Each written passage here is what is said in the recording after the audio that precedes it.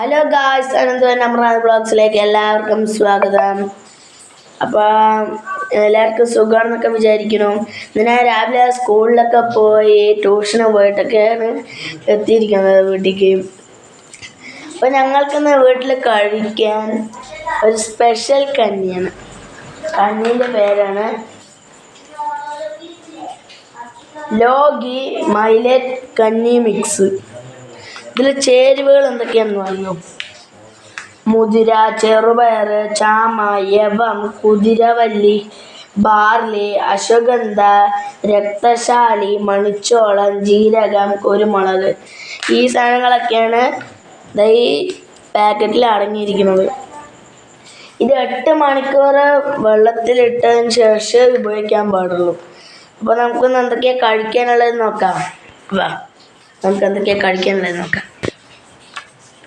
ഇതെന്താണെന്നറിയോ? പണ്ട് സ്പൂണില്ലാത്തപ്പോൾ ഇതിങ്ങനെ കഞ്ഞിയിലിങ്ങനെ കോരി കുടിക്കുന്ന സാധനമാണ് പ്ലാവില. അപ്പം നമുക്ക് കഞ്ഞി ഒന്ന് കണ്ടു നോക്കിയാലോ.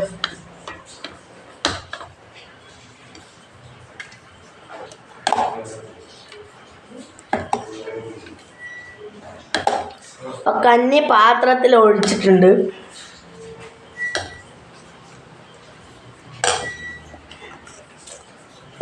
അച്ചാറ്, ഈ ഒരു സാധനം നമ്മളിങ്ങനെ വെച്ചും കൊടുക്കും.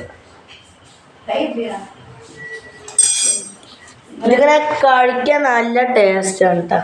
നല്ല ടേസ്റ്റുള്ളൊരു സാധനമാണ്.